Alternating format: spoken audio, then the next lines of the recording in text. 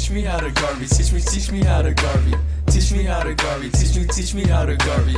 All my Negroes love me. All my Negroes love me. Welcome to another episode of Current Issues. Today we're going to be talking to one of the most famous activists as of right now. Our special guest for today is none other than the mighty, influential Marcus Garvey. Give it up for him, everybody. Teach me how to Garvey.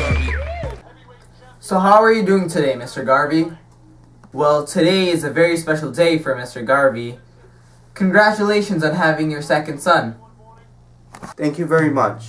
I'm proud to say that with the combined efforts of my fellow activists and I, my sons will be living in a society where they have all the opportunities and rights that they're entitled to as citizens of the United States of America. Well, congratulations on that, Mr. Garvey. Well, there's been word on the street that you've been called the Black Moses of your people. Do you have any thoughts on that?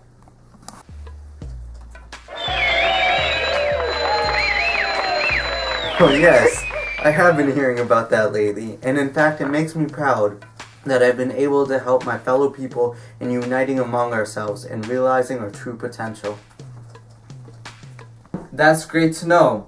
And the fact that you have almost 8 million followers truly shows that you're worthy of your title. Yes, my followers have been the greatest factor in my success. They have given me confidence, hope, and the energy to excel and move on every day, no matter what the circumstances are. And can you also tell us about the Black Star Line and what encouraged you to do it?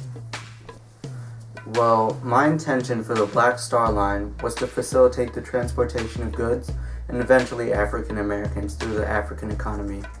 I got the idea from the White Star Line, which was a system of transporting goods for the British colonies, and I felt like I could duplicate the success of it and make the lives of my people better. Very inspiring, sir. Very inspiring indeed.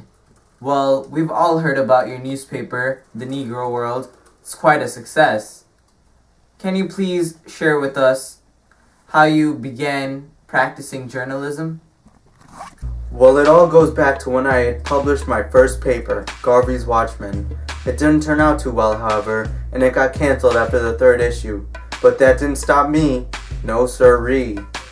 I didn't have my newspaper for a while, but a few years later, I started writing articles for other papers like the African Times and the Orient. After establishing myself as a writer and creating the UNIA, I began the Negro World, and it has obviously gained some prestige since then. Well, that's good to know. Also, tell us about your greatest success so far as an activist, the establishment of the UNIA. What led you to form the Universal Negro Improvement Association? What gave you such a strong passion to fight for the rights of your people?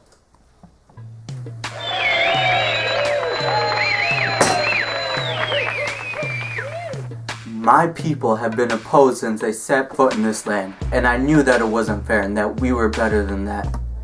I felt that the Africans in America were too caught up in wanting to be like the white people, that they lost their own originality.